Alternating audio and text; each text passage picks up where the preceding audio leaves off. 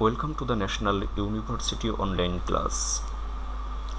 During this pandemic, I feel proud to be the part of this National University online class lecture as a resource person. Please maintain the health rules. This lecture is for the students of Honours Third Year.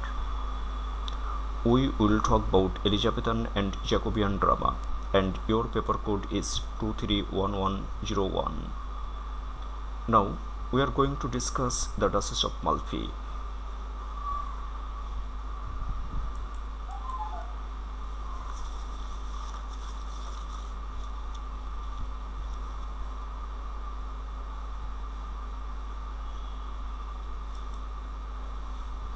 The first scene of Act 5 begins in a public place in Milan. The scene opens with a dialogue between Antonio and Delio. Antonio tells Delio that he thinks there is still a hope of reconciliation with the Cardinal and Ferdinand. Delio thinks that the prospects of any reconciliation with the two brothers are remote. However, Antonio hides when the Marquis of Pescara approaches, and we see that Delio asks to be granted some of the land that has been taken away from Antonio. We notice the denial of Pescara in this regard. Then Julia, who approaches with a letter from the Cardinal, asks for the same land. Pescara grants it to her. Then we come to know from Pescara about the visit of Ferdinand in Milan. He leaves to visit him. Antonio comes out from hiding. He tells Delio that he plans to visit the Cardinal in his bedroom tonight to reconcile or face his punishment.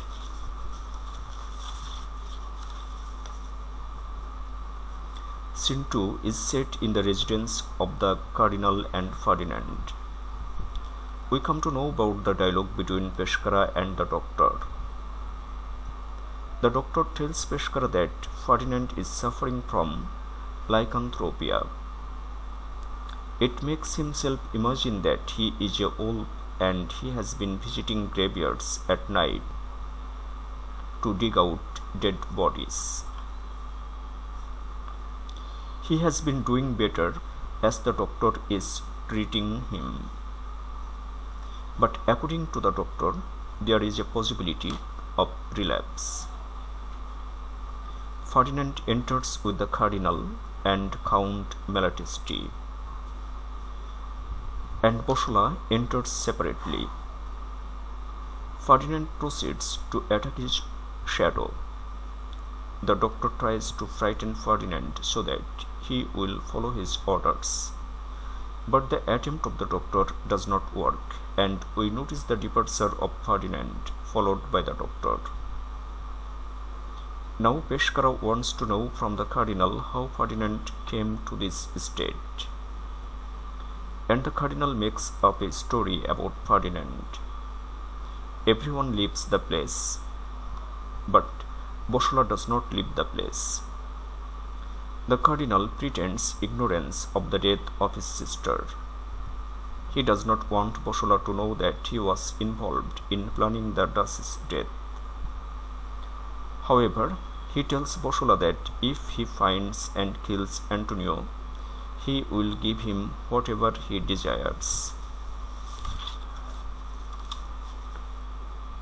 Here, we notice the departure of the Cardinal and the entrance of Julia with a gun. She threatens to kill Bossola.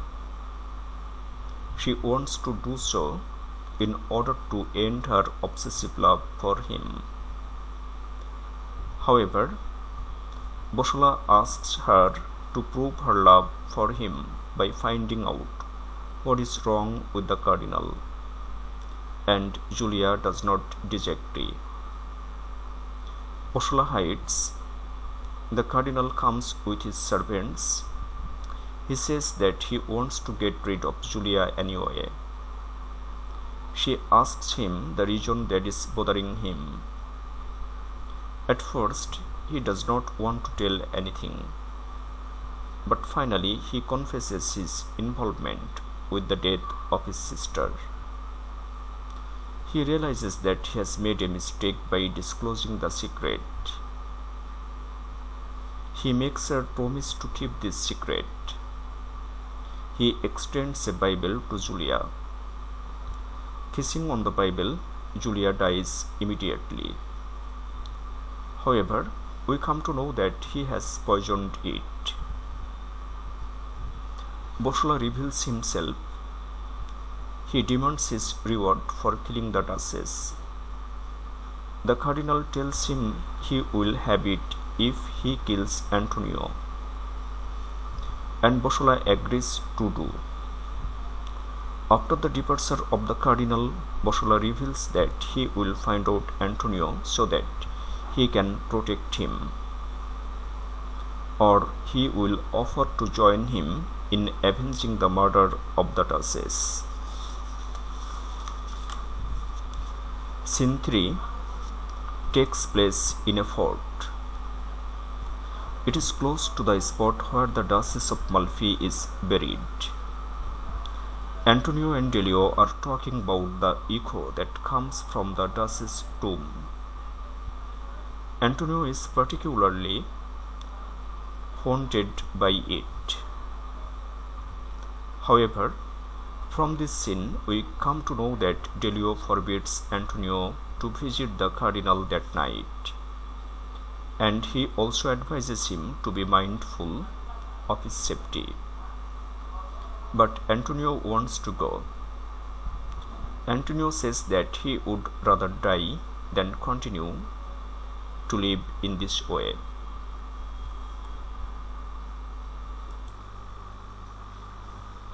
In scene 4, we return to the residence of the Cardinal and Ferdinand. We notice the entrance of the Cardinal accompanied by nobles.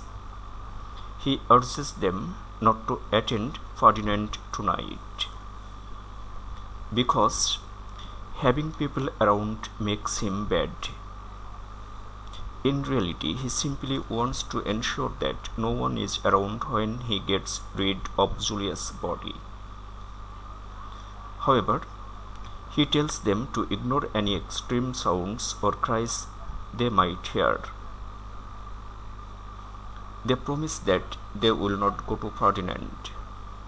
Except the cardinal, everyone leaves the place.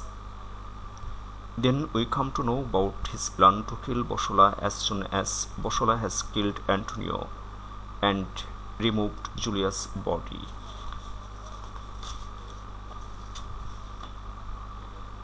After the departure of the cardinal, we see the entrance of Boshola. He has come to know about the plan of the cardinal that he wants to kill him. In the darkness, Antonio enters, and Boshola thinks him to be the cardinal. He stops Antonio. Boshola kills the man whom he wanted to protect.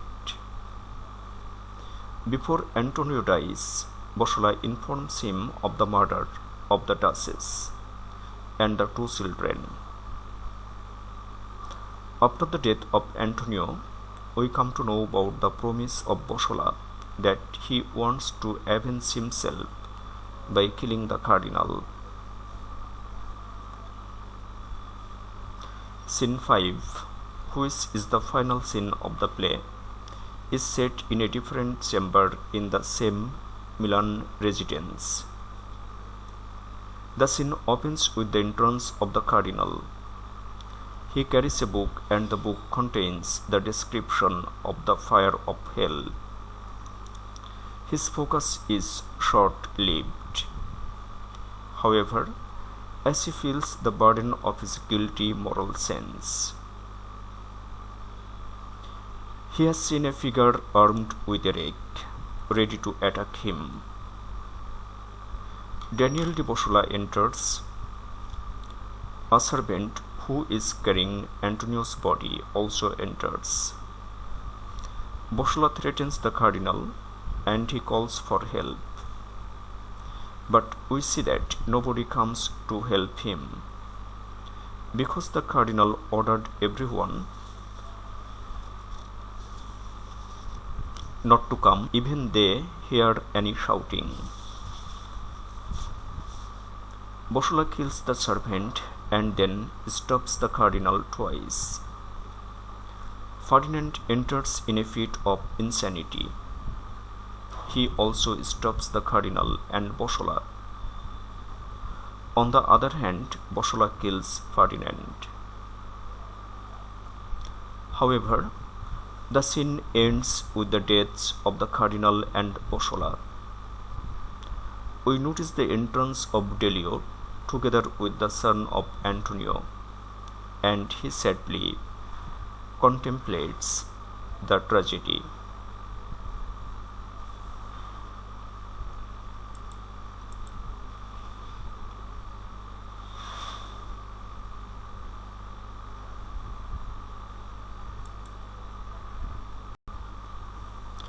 When we try to analyze the plot of the Duchess of Malfi, we come to know that the play by John Webster has a plot of the late Elizabethan and Jacobean plays.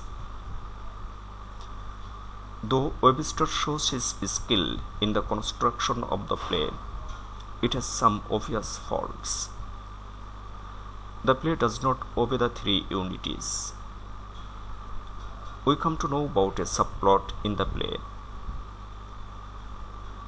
and the subplot marks the unity of action of Aristotle. However, considering the plot or the length of the play, the subplot could have been omitted. The main plot of the play is about the secret relationship between the Duchess and Antonio. The first act of the play is set at Malfi. From this act, we come to know about the opposition between the Duchess and her two brothers, the Cardinal and Ferdinand. We also come to know about the involvement of Bossula as a spy and the scene of marriage. The Duchess is pregnant. However, a lot of time elapses between the first two acts. The second act is set at Malfi and then at Rome. This act informs us of the birth of the Duchess' child. The news of the birth of the child is sent to the two brothers. We find here a longer time interval that separates the second act from the third act, which begins with the welcome of Antonio to Delio. Now, the third act. This act is set at Malfi, Rome, and Loreto. In this act, we observe the confrontation of Ferdinand with the Duchess. Departure of Antonio, banishment of the Duchess and Antonio, arrest of the Duchess, and so on. Act 4 is set at Malfi. From this act, we come to know about the punishment of the Duchess, her murder, and its subsequent effect on Antonio and Bossula. Act 5, the last act of the play, is set at Milan. This act shows us the fate of the remaining characters of the play. When we go through the play, we come to know about each act of the play. The acts represent an isolated development of the play. We have already mentioned that there is a subplot in the play. This subplot is about the illegal relationship between the Cardinal and Julia, who is married.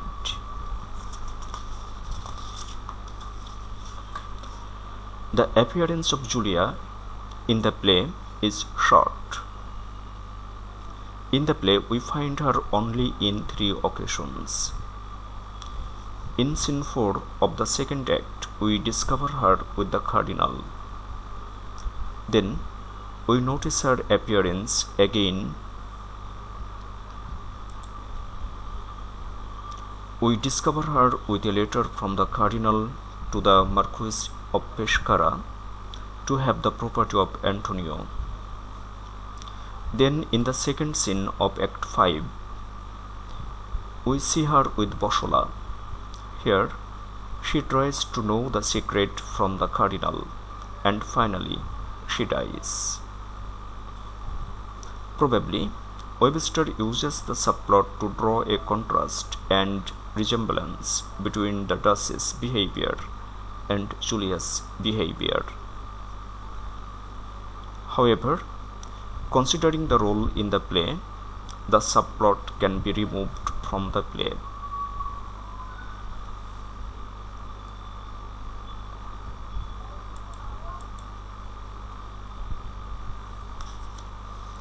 The Duchess of Malfi by John Webster is a kind of revenge tragedy. A revenge tragedy is a tragedy in which the principal theme is revenge for a real or imagined injury.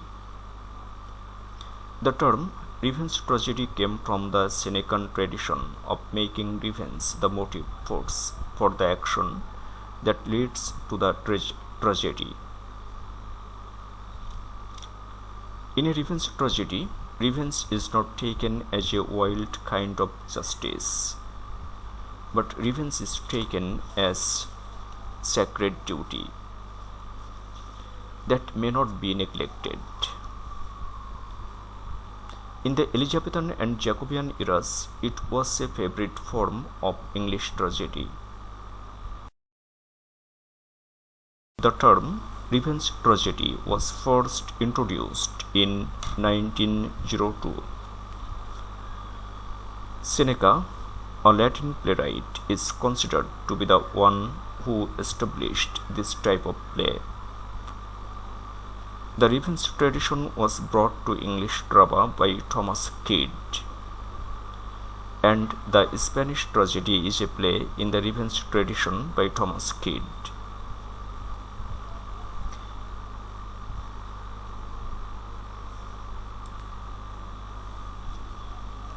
Hamlet by William Shakespeare is also a play in the revenge tradition.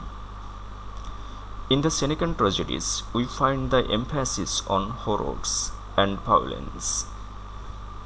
In English revenge plays, some common features are seen. In English revenge plays, we find supernatural elements, violent imagery, deeds of cruelty, deeds of horror, and so on. However, these plays can be called melodramas. To consider a play as a revenge tragedy, we will have to know that the story should center on characters of noble birth. There should be murders in the play. There will have a desire for revenge. The narrative should involve complex plot. There should be supernatural elements. The plot should involve physical horrors, for example, poisoning and torture. At the end of the play, order should be restored. We should also remember about brutal human impulses, that is the subject matter. From the beginning to the end, in the Duchess of Malfi, we find terrifying and hair-raising situations. If we want to consider the Duchess of Malfi as a revenge tragedy from the light of the characterizations of revenge tragedy pointed out previously, we will find almost all the elements of revenge tragedy in the Duchess of Malfi.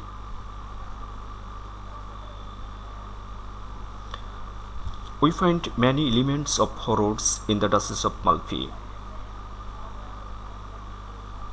From the beginning to the end of this drama, there are a lot of elements of horrors.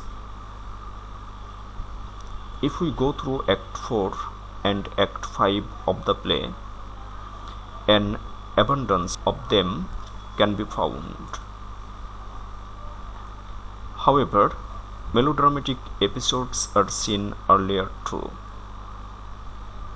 We see that the Duke gives the Duchess a dead man's hand, and taking the hand to be the Duke's, she kisses it. He does so to horrify the Duchess. Another scene that is also horrifying is the spectacle of waxen images of the dead bodies of Antonio and children. The waxen images are presented before the Duchess in order to make her afraid. Some more horrific elements which we see in the play are the unruly dance of the madmen before the Duchess, the appearance of Boshola as a tomb maker and a bellman, and the appearance of the hangman with bell, and so on. The series of murders committed by Boshola is also horrific. We can remember that Julia is killed in a most cold-blooded manner, and the way of killing her horrifies us. We see that Antonio is killed. Ferdinand, Cardinal, and Boshola meet their death at the end of the play. We know taking revenge and murdering people are a part of revenge tragedy. In the Duchess of Malfi, we find people who take revenge and kill others. But we discover a different way of taking revenge and killing people in the place of Webster. The revenge and murders are committed in a different manner from the traditional manner. The two brothers are revengeful. They are like the villains. They are the victims of an indifferent anger that blinds the eyes and that maddens them. We know about the love affair between the Duchess and Antonio. We also know about their marriage and their children. We can remember the angry reaction of the Cardinal and the Duke Ferdinand after hearing the news of the secret marriage of the Duchess and their children. According to the two brothers, the Duchess has destroyed the reputation of their family. They think that the Duchess has destroyed the status of their family. For this reason, they plan to kill her. However, here we can easily understand that their way of taking revenge against the Duchess is not a wild kind of justice, but it is wrong. It is dreadfully wrong. In a number of ways, we find differences in the Duchess of Malfi from the traditional revenge play. The readers cannot clearly understand why revenge is taken on the Duchess, why the Duchess is killed. Throughout the play, we find only one fault, and that is, she has married below her rank and status. And marrying someone who is below the rank of the Duchess is an offense in the eyes of the two brothers. But can it be an offense? She has certainly not committed any hateful crime for which she will be punished severely. We can easily understand their revenge motives by the fact that for more than 2 years the Cardinal and Ferdinand do nothing to punish the Duchess. Webster differs from the tradition, or he modifies the tradition in presenting the supernatural elements. He does not present any of the conventional devils that can be found in the common revenge plays. In the play, we do not find anything that is absolutely unrealistically supernatural. The sorrowful answers which the echo makes to the words of Antonio may seem to be supernatural. But we know the echoes are the result of a natural event. We do not find the appearance of any ghost on the scene. However, we can say that Webster has presented a vital concern for an artistic atmosphere of supernatural. We know about the tradition of Elizabethan revenge tragedy.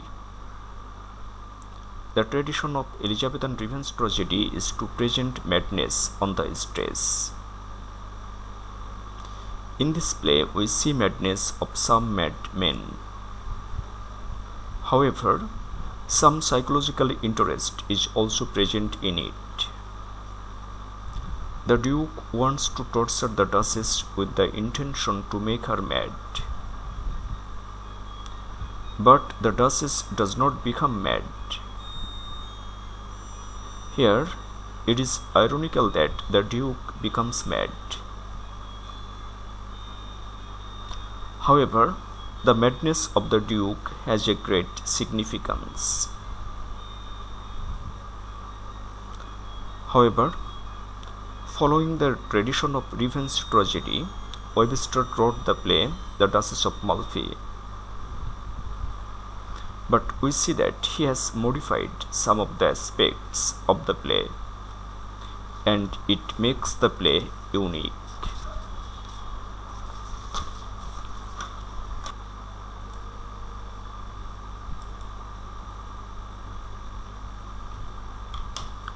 The play, The Duchess of Malfi, deals with different themes. Corruption is one of the themes that we find in The Duchess of Malfi by John Webster. From the play, we come to know about political corruption, moral corruption, and at the same time, we come to know about physical corruption. While talking to Delio, Antonio introduces the theme corruption in the opening lines of the first act. We find a lot of examples of political and moral corruption in Malfi, and in most of them, the Cardinal and Ferdinand are directly involved. If we try to analyze Ferdinand, we will get him as a cruel man. On the other hand, the Cardinal has hired murderers, and he keeps a married woman, Julia, as his mistress. The two brothers oppress the Duchess.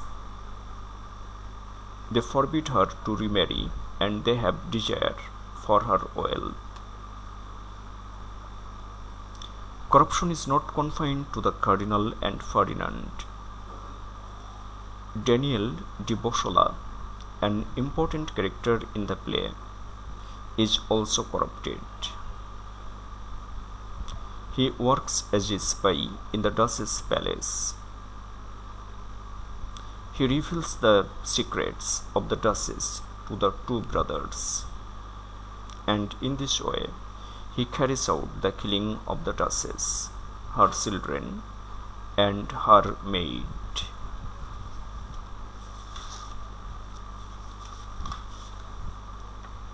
Deception is another theme in the play.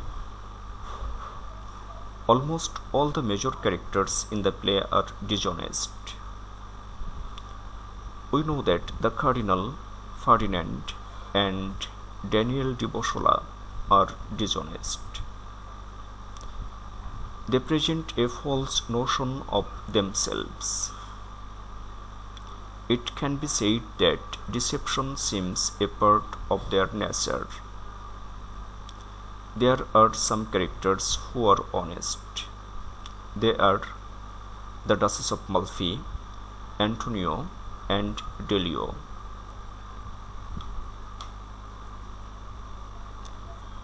Sometimes they are forced to adopt deception. For example, the Duchess and her husband, Antonio, spread the rumor that the fruits that Beausoleil has brought have poisoned the Duchess.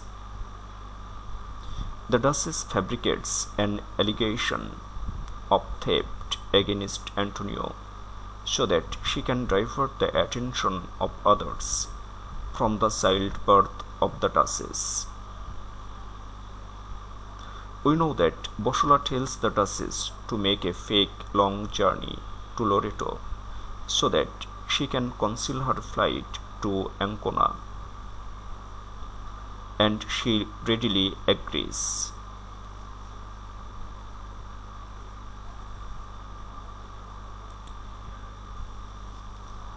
We know that Ferdinand tells his sister to hire Beausoleil. It is clear to the readers that the true purpose of Ferdinand is to plant a spy in the palace of the Duchess. In the second act, we see that Beausoleil gives the fruits to the Duchess so that he can be certain if the Duchess is pregnant. Meanwhile, the dishonesty of the Cardinal is apparent in his illegal relationship with Julia. The Cardinal keeps Julia as his mistress. We see that in an instance of situational irony, the Cardinal murders Julia by means of a poisoned Bible. The theme of cruelty is also present in the play.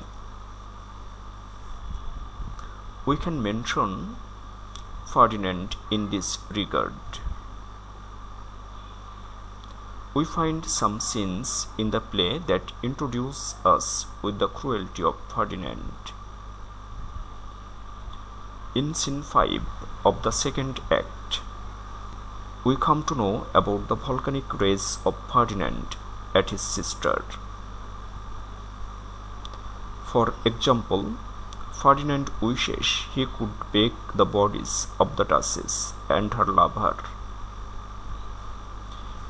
In the second scene of Act 3, Ferdinand harshly criticizes his sister and calls her a vile woman. He gives her a dagger, probably for her to use to commit suicide. From the first and second scenes of Act 4, we come to know about the determination of Ferdinand, who wants to push the Duchess over the line into madness. We come to know about the arrangement of Beausoleil of an interview between Ferdinand and the Duchess in total darkness. Here, he gives her a dead man's hand. Beausoleil arranges a display of wax figures that imitate her husband and children in death, and it makes the Duchess upset. The arrangement of 8 madmen to ensure the psychological torture of Ferdinand towards the Duchess is also a cruel behavior of Ferdinand.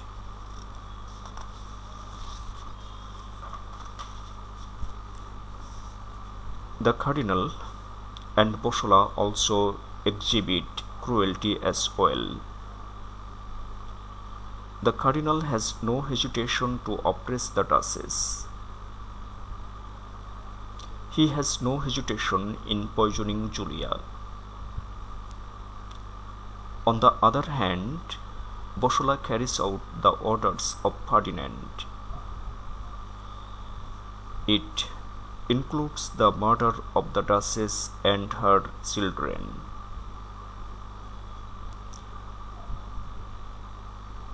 We also find other themes in the play The Duchess of Malfi. Class, love, and male authority are some of the important themes that we find in the play.